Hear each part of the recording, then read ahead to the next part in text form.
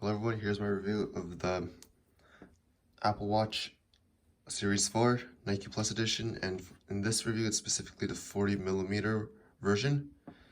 So first, this is my second smartwatch after the Samsung Galaxy, I think the Live, or the very first Android Wear, Samsung's first Android Wear or Google OS smartwatch. So yeah, but this is like way more advanced, like 5 years older, like 4 or 5 years more advanced.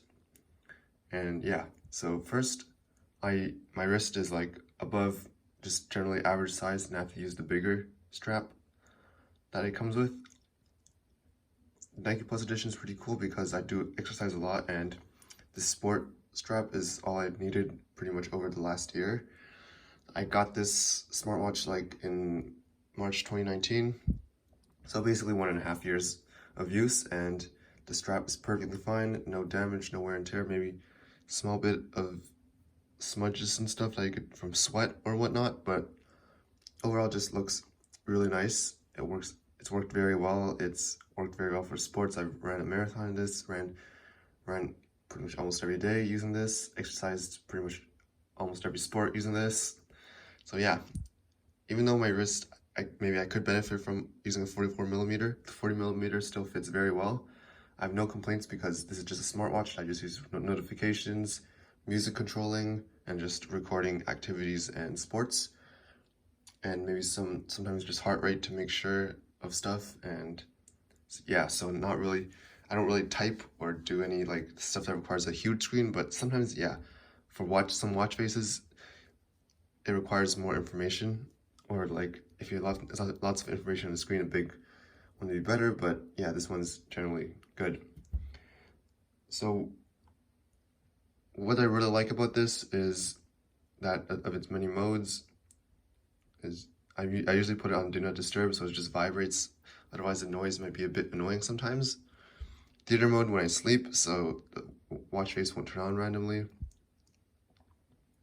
And yeah, because I have an iPhone, obviously, the Ring My iPhone works really well when I lose it. Flashlight's pretty cool. There's water mode, and yeah. I use this watch face because it's the utility one, because it's the best. I have photos, utility, Mickey Mouse, breathe, activity, but really, I don't really need too much data on, like, sometimes I benefit, I guess, weather, but like, I just need a time, date, the music that I could automatically go to, Taylor Swift stuff right now. I can two things I care about most, like music and sports activities, so I can start any activity I want. So either mostly indoor cycling or running. And of course, I like to track my activities, so this is what I did so far, like nothing today. And of course, notifications, which is cool. Of course, I use Apple Pay on this, and Apple Pay works super well. Very convenient, very easy. You just double click the sides. Like sometimes I may worry about security, because if someone knows the 4-digit passcode on my watch, then they could use Apple Pay. But yeah, generally it's on my wrist and I generally don't lose it. So yeah, so just like a lot of other people, I use Apple Pay on my Apple Watch, and it's worked perfectly fine every single time. When I didn't have my iPhone on me, just exercising and needs to get something, just a simple Apple Pay, it works well. So yeah, in terms of heart rate monitor, tracking activities, it's pretty nice actually. Although it's not the most accurate, sometimes if I just need it, I just tighten my wrist when I'm doing activities, or just make sure it's not loose, and the heart rate's generally okay.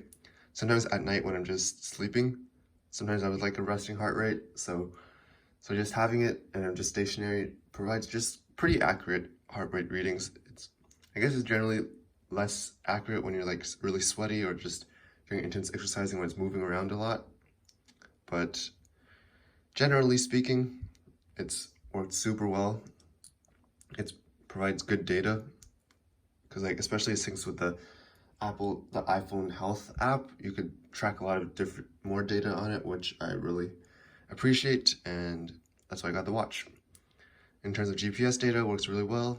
In terms of working by itself, It could do iMessage and some apps, but a lot of other apps you need the iPhone, which I'm not a big fan of. But to be fair, I don't really use, like, it's a small screen, so I don't really use it for too much other stuff other than activity tracking and notifications, because I usually miss a lot of phone calls and texts when my phone's in my pocket for some reason. But ever since having this, it's been a lot more simpler. Just a nice vibration on the wrist to notify you that something's going on, and you can check your phone, or it's a quick pop-up on the watch to tell you whether you, the main idea of the notification. So overall, again, I guess a pretty nice thing about this is there's like haptic feedback on this now, on the crown, which is nice when you're scrolling. Something, small appreciation that I have, feels a bit more realistic. And yeah, so in terms of battery life, it lasts, in the beginning, like last year, it lasts like around 2 days for me. Like with a bit of activities here and there, but ever since like I get more into sports and stuff, like it generally at night, it's around like 40%. I charge it at night with the charger, then take it off, and when I wake up, then do sports or whatever, go to school, do whatever I want, and it's at the end of the day, it's generally around 40-ish, 50-ish%. Like last year, when it was still, the battery's condition was still nicer, it's like around 50s to 60s, around 50s or to 60s, but nowadays it's like around 40s, which I will need a charge for, because especially when exercising like once or twice a day, heart rate monitor and GPS on at all times when I'm like running, obviously drains a lot of battery, and you don't really want to risk it, especially listening to music at the same time, the Bluetooth. So yeah, overall, I like battery life, always gets me through one day.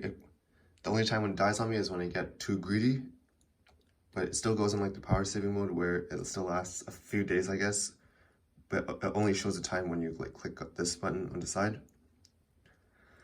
So yeah, overall battery life, not the best, but still very solid for a smartwatch, and it's reliable. Like it won't die on me in less than a day.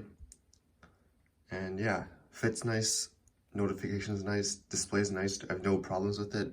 It's auto brightness, so if it's really bright outside, it knows to increase its brightness. Apple Pay works perfectly fine. Sound works fine, except that, and notification detection is very fine.